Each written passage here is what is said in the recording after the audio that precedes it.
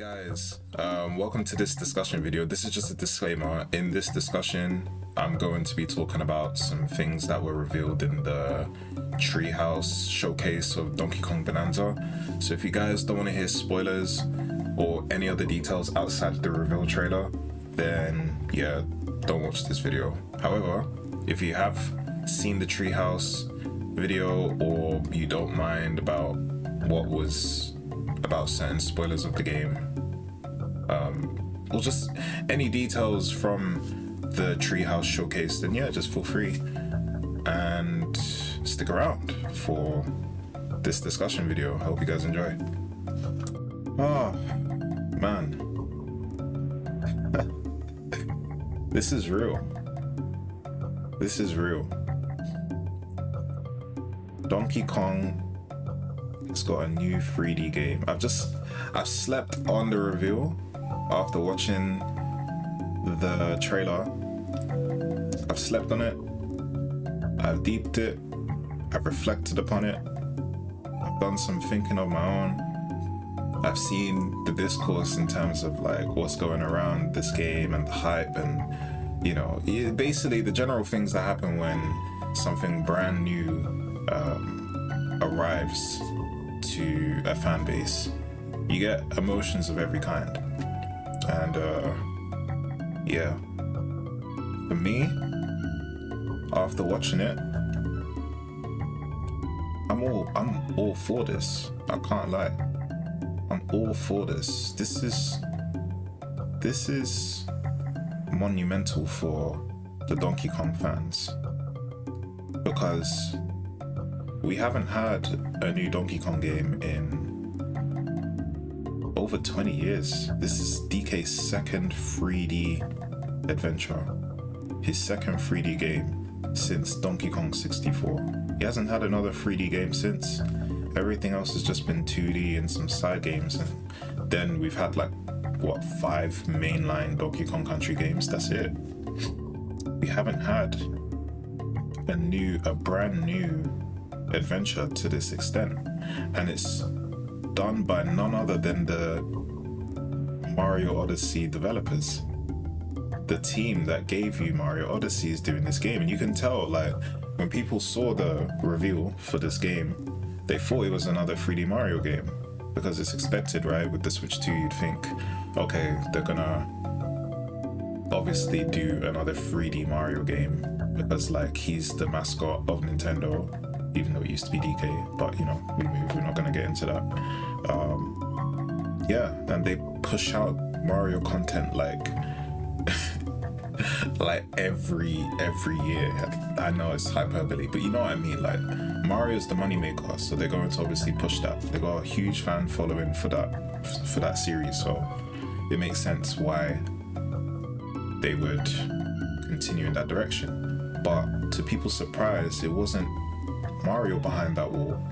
It was a different character wearing a cap. It was DK, and all the rumors that people were saying about, you know, the Mario Odyssey team and making a 3D Donkey Kong game ended up being true. They ended up being true. And you know what? It's come full circle with this game, because the people that made Mario Odyssey also made Donkey Kong Jungle Beat. It's the same team, and there's elements of Jungle Beat in this game in terms of like the characters, the antagonists specifically. Like they look like they are designed from Donkey Kong Jungle Beat in terms of like the ape enemies, the monk enemies. Like, they look like it's got a bit of that Jungle Beat art style, you know, and the aggression feels like it's straight from Jungle Beat. Jungle Beat was so aggressive. DK was constantly throwing hands. My guy is literally digging into the ground and boxing on the ground. It's crazy. He's literally digging on the ground. DK is an earthbender. Can I just say that? Like, this man is picking up rocks and surfing on them. DK is an earthbender. Okay, this man is turf surfing. This man has seismic sense. He can slap the ground or clap in the air. Well, mainly slap the ground. And he can sense hidden objects like in his surroundings. That's literally an earthbender ability. He's like tough. It's crazy. Like DK is so aggressive, and that's why again I say he's very similar to his outlook in Jungle Beat. Jungle Beat had him like really aggressive in that game. He was punching enemies, he was very interactive with his environment in terms of grabbing stuff with his hands. Like it wasn't just about like rolling and jumping like in the traditional Donkey Kong Country formula. Like DK does a lot more with his body, like in terms of like digging, climbing, punching, surfing. He does a lot, like throwing. You know, bearing in mind, yes, you can throw in the Donkey Kong Country games, but like, and you can cling onto stuff, but he doesn't have. He's just so much more mobile in this game. He has a lot more maneuverability options, and that's what I love. I love that in this 3D space they've expanded on his mobility. They've expanded on what he can do in terms of interacting with his environment, and it's very interesting. It's very intriguing. It's new. It's refreshing. It's a spin on the formula that I'm all here for. Now, when I saw the design of Donkey Kong, initially I was kind of like, I don't know, because I'm used to the traditional Donkey Kong Country aesthetic. Yeah, that's the design I've known. Even though Tropical Freeze and Returns had a more cartoony-ish design, it still was consistent with the design of the classic Donkey Kong Country games. So, you know, Donkey Kong has always had a look. He's always had a design, and this one is leaning more to his movie / OG counterpart. Like, well, the movie is designed based on the original Donkey Kong games from the arcades, but obviously this game, this new Donkey Kong Bonanza game, is essentially taking aspects of the movie and therefore indirectly or directly taking aspects of the original DK arcade. So yeah, I mean, at first I was looking at the art style, well, just his design, and I didn't know if I had to choose, I would have chosen the old art style if I was being honest. But because it's a new game and it's a brand new experience and it's a brand new world and they're trying to expand on DK's world, I'm not gonna complain, man. We've waited 20 plus years for this. They want to redesign Donkey Kong, all good. As long as they don't forget and forgo Donkey Kong's past. Like, they can expand on it, but that doesn't mean they need to like retcon it, you know? I think that's what people are worried about. I think because they're taking Donkey Kong in a new direction, people might be afraid, like, oh, are they, you know, retconning the series by introducing a brand new universe of Donkey Kong? It's not associated with Donkey Kong 64, it's not associated with Donkey Kong Country, like, it's just a brand new experience. So what does this mean for like the world of Donkey Kong? Like, but I feel like based off of what was shown in Treehouse, there are recurring characters such as Cranky Kong. He's back. So I feel like they're building off the foundation. They're not just trying to reboot the series by taking it in the direction of promoting the movie stuff, you know what I mean? I think this is just an artistic choice, and I'm all for it, man. DK's super expressive in this game, more expressive than he has been in any of the other games that people prefer his design in or not. Like, people just need to be open-minded, and I don't think you know, people always overreact. Whenever it comes to change, people are always so, it takes a while for certain people to really like figure out their feelings as to what they want and what they can put up with or tolerate, you know? If you weigh the pros and cons, like, even if the design is different, like for me, I looked at the design and I was like, okay, you know what? the design is not my preference. However, I cannot help but appreciate just the sheer love and detail they've put into this new design. Like, I did, even in my reaction, I didn't even realize DK's wearing overalls. He's got like trousers on.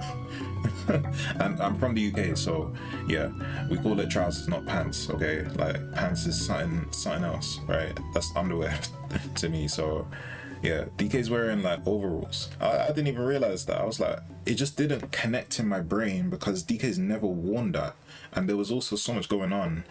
Like, I just wasn't paying attention to the overalls, but he is wearing overalls. It's like, okay, this is interesting. But yeah, it's overall, it's just a design choice, and while it's a bold one, this is a bold game. This is a very new thing for Donkey Kong. Donkey Kong hasn't done well, he has in like Donkey Kong 64, but that was basically just trying to, I don't want to say copying, but taking a lot of inspiration from the Banjo-Kazooie games and just using Donkey Kong characters for it. This feels like, well, you could also argue this one feels like Mario Odyssey, but they've just put Donkey Kong in it, I guess. But Donkey Kong hasn't done anything to this degree or level with this level of polish and quality, you know? Him digging into the ground, him climbing on like walls, him being able to explore just literally anything and everywhere. The way he's so aggressive and expressive, it's just, it's different. It's refreshing from everything that we've experienced, and when you weigh the pros and cons, there's not a lot of cons really. Like the only cons you could really think of is like, okay, so you're not getting another Donkey Country, which isn't really a con because we've had quite a lot of Donkey Countries, if we're being honest. And I think people would have been content if the next Donkey Country game that they did was the last one to complete the trilogy, if it was ever going to be one.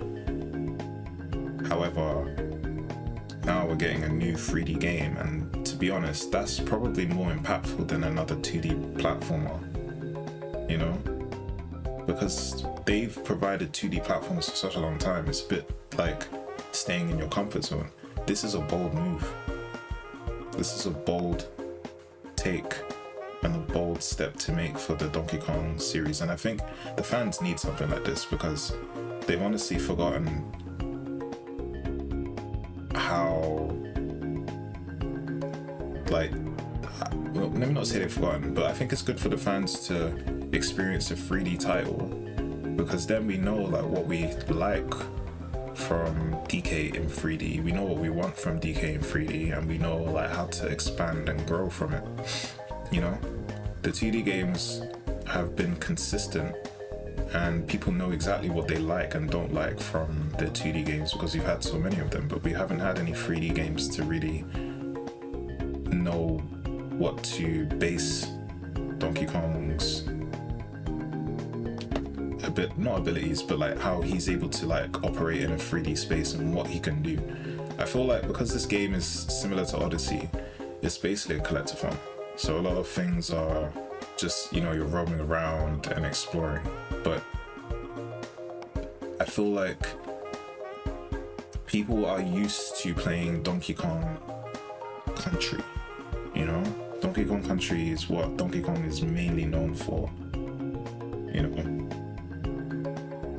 I know the arcade games was also very impactful and revolutionary and essentially put Nintendo on the map. But it's the country games that really revolutionized like 2D platforming, especially when it first released. So people know they have a idea of how they like their games, their Donkey Kong games. I say they like I'm not part of the fan base, but you know what I mean. Like, if I'm thinking about like why certain people might have an outlook, this is basically my point. I mean, most 2D platforms are essentially linear, like you go from A to B, you know? In Odyssey, you can do whatever you want. Like anywhere can be a goalpost if you, like whatever you do. However, in Donkey Kong Bonanza, now following that same direction, it means that there's not really a streamlined way of playing this game, which depending on how much freedom they give can be a good or bad thing, because fans might be like, okay, I'm just aimlessly punching stuff. What's my goal here? What's my incentive? Obviously, when you play the game will essentially tell you, but I feel like from what we've been shown, we know that Donkey Kong can interact with his space and do different things with it, but you also don't know what you're doing, because if you're just punching walls every time, I feel like people complain about it being monotonous and repetitive. That's what I'm just thinking, like all of this looks fantastic and new for, you know, DK, because this is something that he hasn't done before, and it's refreshing to see.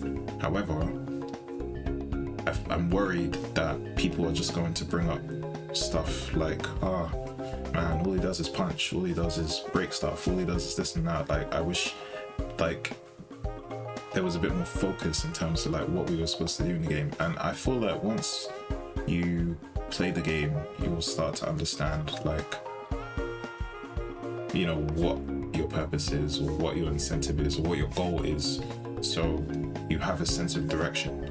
And when you have a sense of direction, then you can choose whether you want to go in that path or not, because the game will provide you that option. Again, the freedom, I can see that this game gives you a lot of freedom, and I feel like depending on the kind of player, for me, I'm the kind of player that likes to explore, so this game is just perfect. Like, the fact that I can literally like roam around anywhere is perfect to me, and the fact that they will reward me for my secrets, the secrets that I uncover, is even better. But some people just like to go from A to B, they like to speedrun. Donkey Kong is all about momentum. Yeah, you can either choose to explore, find the secrets, or you can choose to go through the levels quickly, utilizing Donkey Kong's momentum and flow. So if that's translated into this game well, you'll please the fans. If an aspect of it is missing, one side of the fan base might feel alienated, maybe, but they might be able to mitigate that depending on like what the goal is, and if they essentially establish what that is very early, then they shouldn't expect it to be there in the first place. But yeah, that's just my perspective on that. The aesthetics of the environments look fantastic as well. Like, this game looks beautiful. It really does look beautiful. It looks alive. Like, it reminds me of the Savannah shot, the Savannah world, where it had like the giraffe and it had eyes on its stomach for some reason. I don't know why so many objects in this game have like eyes everywhere, but you know, that Savannah area kind of reminded me of Grassland Grew from Tropical Freeze, and it felt alive. I don't know if it was a callback to Tropical Freeze, but because in that game you had like the trees moving with the music, they were literally dancing. You had like, you know, animal props in the background moving and swaying, so aesthetically it looked fantastic. It felt very alive and energetic, so I don't know if it was trying to reference that or take homage to it. Either way, that aesthetic looked fantastic. The icy field area looked, all the areas look really good, and again, it just feels like it was designed by the Mario Odyssey team. And again, they did the Jungle Beat games, and it's funny because the people that did Super Mario Odyssey, they also had developers that worked on Sonic Unleashed, which is arguably the best looking Sonic game.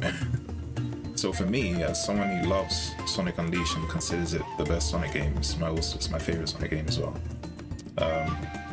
And to know that the people that did Mario Galaxy, Mario Odyssey, Jungle Beat are also working on the Donkey Kong game, Donkey Kong being my favorite 2D, or just like Donkey Kong's my favorite Nintendo IP, and I love like the 2D platforms. Like Tropical Freeze is my favorite 2D platformer.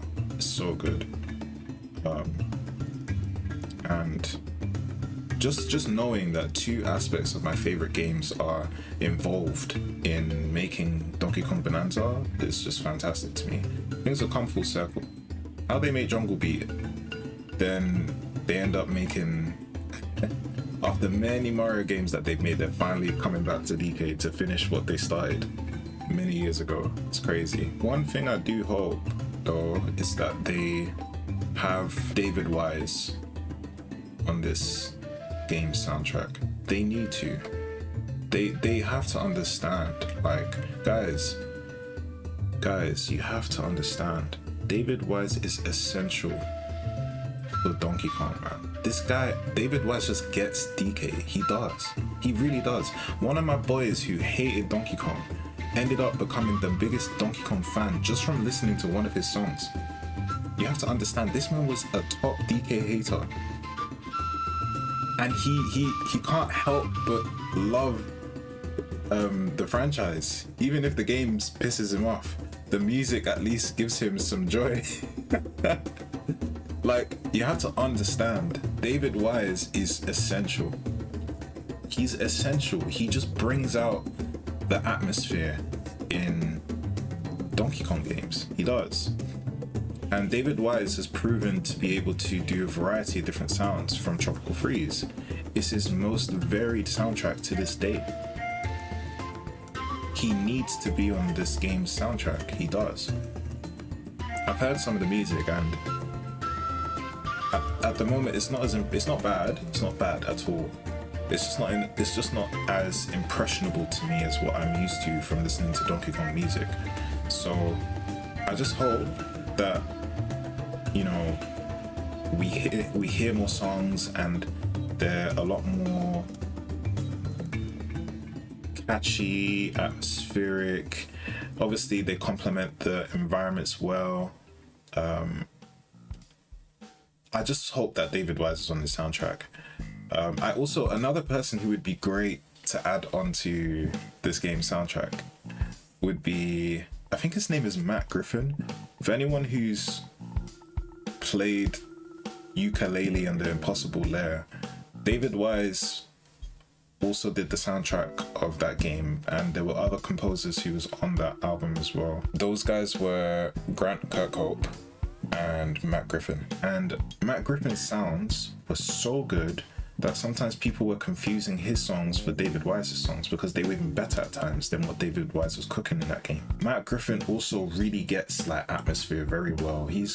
It's catchy, it's distinctive. Like I said, if Donkey Kong Country ever had a new game and they needed a new soundtrack, if they put Matt Griffin and David Wise on that soundtrack, we'd probably get an even better soundtrack than Tropical Freeze, if I'm being honest. I hope the music is really good in this game. I hope we hear more of it. And yeah, in terms of the characters, like seeing Cranky Kong back means that we might be able to see other characters like Diddy Kong. Maybe we'll see Dixie Kong. Who knows? The other characters that you interact with, like some of the NPC enemies, they're doing this thing like the old school 3D games where they speak gibberish, but like there's voice acting in this game, which is interesting. Like I like the fact that you can interact with the inhabitants of the different environments and they all have different perspectives and different things to say. Again, it just helps with the world building, and I guess having voice acting helps make them feel more alive rather than you having to read everything. You know, I mean, you're still gonna read, but like, hey, there's voices in the back to kind of help sell the fact that they're talking to you, I guess. But yeah, hopefully we'll see more recurring characters. There was one that looked like an ostrich, but the ostrich had like a blonde weave. Is that Espresso's cousin? I don't know.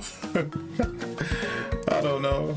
And then there was this one character, this one ape that had like the shiniest, glitteriest eyeliner I ever seen, and the lip gloss she had too, golden lips. Who was she? She was reminding me of, what's her name from Sonic Lost World, man? Xena? I don't know, it was giving me those kind of vibes. It'll be interesting to see like the antagonists. I know people are upset that K. Rool's still not in this. K. Rool has been extinct for so long now. I have my thing about nostalgia. Okay, Donkey Kong fans need to let go of nostalgia. Okay, they do.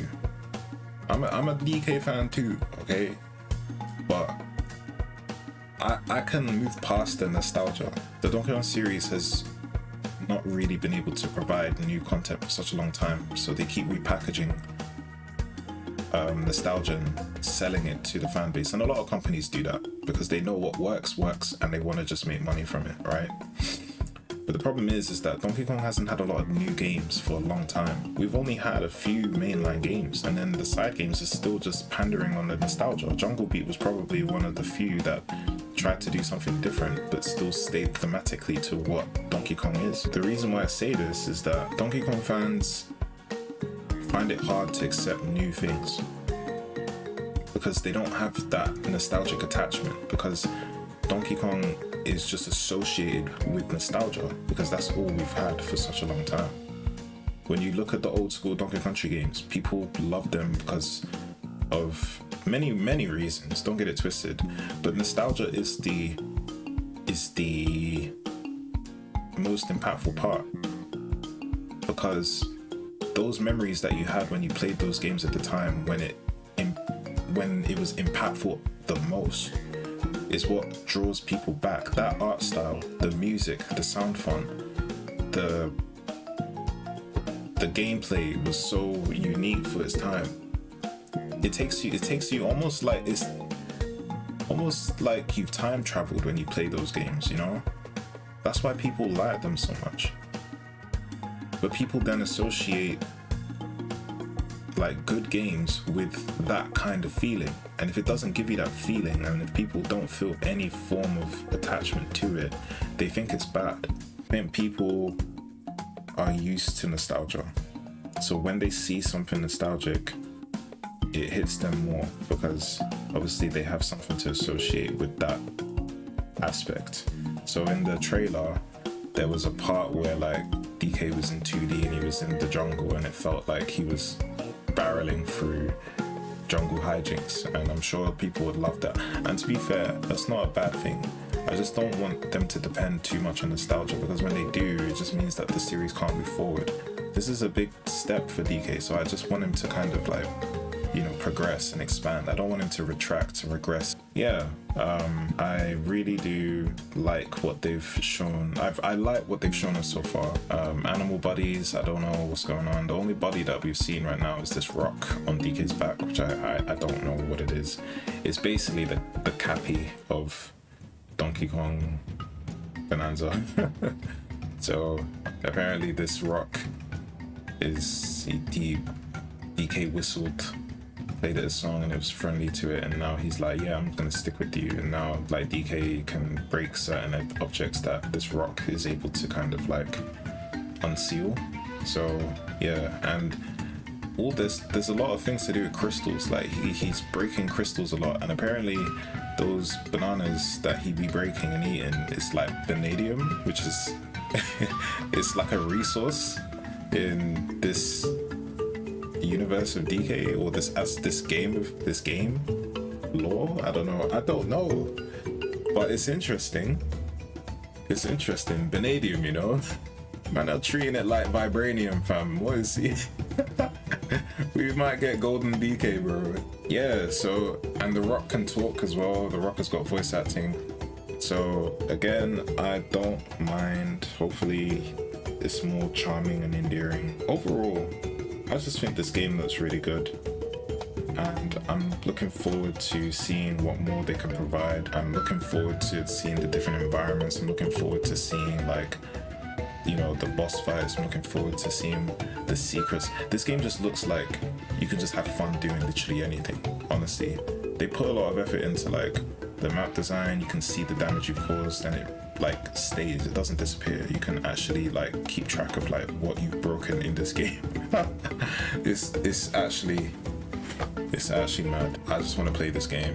It's a shame that it's locked on the Switch too, because it would have been nice if they put this game on Switch 1, but I mean, considering just how many particle effects are flying from DK's massive destruction of just the entire terrain, maybe the Switch wouldn't have been able to handle it. So I understand they want it to be a system seller, so they're keeping it exclusive for the Switch 2 to make people want to buy it. It's a smart move. It's an annoying move, but it's a smart move. But what's even more annoying is the fact that they've made this game so flipping expensive, man. I think that's what people are talking about. Like, the game is like $80, man. 80 or $70, I don't know. It's expensive, man. I've never seen, personally for me, yeah, I don't think I've seen games go above like $69.99, man. Never. Like, but 80? Apparently it's pushing 90. That's, bruh, it's so close to being free figures. What's going on? Why are games so expensive now? What is going on? Where do Nintendo think that we're getting this kind of money? All their games are gonna be like this? Bro, your Switch is already pricey enough for something that feels like it's an iPhone update. You know how iPhones just, they give you the new model and all they do is add one lens. Bro, the Switch 2 is just adding 4K, another charging port, and they made the screen longer and they've changed the design a bit. Come on, man. Oh, the Switch Joy-Cons are magnetic. It's a nice gimmick, but enough for you to raise the price up by 200? Then the Switch, which was like 300 at launch? Why? If they're not careful, they're gonna end up in another Wii U situation, because what happened with Donkey Kong Country Tropical Freeze was that was a really good game, but because there wasn't a lot of people that bought the Wii U, it ended up not selling well. So they ended up porting it onto the Switch after maybe like 4 years. And then people got upset about the fact that the price was raised on that because nobody bought the game on the Wii U. So if they're not careful, you're gonna have a situation where a lot of people who had the Switch won't buy the Switch 2, and therefore they won't buy Donkey Kong Bonanza, which may be a good game, and it might not sell well, and then who knows? We might not ever get another 3D Donkey Kong game, thinking that, this is what happens when we try and deviate from Mario. They need to be careful, man, because we might get a repeat of the Wii U situation, because the Wii sold very well. So then they made a successor, which didn't do well at all. And now we've got the Switch that has not only done better than the Wii, but now they're making a successor to that, thinking that they can capitalize off of the same hype with minimal differences. Bearing in mind, those differences are good changes. They're not bad changes, but it's just for the price that they're trying to sell to the customers for is quite excessive, especially during this economy. So if they really think people are going to be forking out cash just because it's the Switch and the games are going to be even more expensive than what they were on the Switch as well, they might lose some customers, man, and it might impact the game sales, and Nintendo might take the reception the wrong way, even though they know people are happy with what they provided. They're just not happy with the price, so they need to be careful. So yeah, I think a lot of people are gonna, they're interested, but the price is kind of gatekeeping people at the moment. The price is what's pissing people off, and it's always the case with Donkey Kong, man. Luckily, Donkey Kong is not the only one taking heat for the price, because usually it's DK. Now Mario Kart is also getting heat because it's being charged like 80. Apparently can go up to 90 depending if you get the physical or digital release. What the hell? And old games are now being repackaged at even higher prices than what they were sold at before. Bro, I think the biggest audacity is probably when Nintendo said they'll give you a demo, but you have to pay for it. And the demo is to teach you how to use the console. Why would you charge me for that? But what do you guys think, man? Like, what do you guys think about Donkey Kong Bonanza? What do you think about his design? What do you think about him being in 3D? What do you think about the price? Like, just tell me your thoughts. I'll be interested to hear. Are you guys excited? Are you guys gonna get this on launch? Are you gonna wait until it becomes cheaper? If I do end up getting a Switch 2, then this might be a new playthrough on this channel. Guys, if you also are intrigued, if you like watching Donkey Kong content, I have got some Donkey Kong content available on my channel. If you guys like playthroughs, I've done quite a few. I've done basically the whole Donkey Country series. I've done Donkey Country 1, 2, and 3. I've done a co-op playthrough with my boy on Donkey Country Returns and Donkey Country Tropical Freeze. If you want like a summarized video of Returns and Tropical Freeze, I have done those as well. I've done a video compiling the best bits into like a playthrough-ish, beginning to end type of video. So yeah, if you want to check those out, feel free, because I mean we got a few months to wait. So you know, if you guys want to like hype yourselves with some Donkey Kong content, I got some here, man. So yeah, but again guys, just tell me your thoughts. But yeah, it's been your boy Dells, man. I hope you guys enjoyed this video. I know I've been rambling for a long time, but if you guys did end up sticking around for this long, you guys are the real OGs. Take care of yourself. Safe.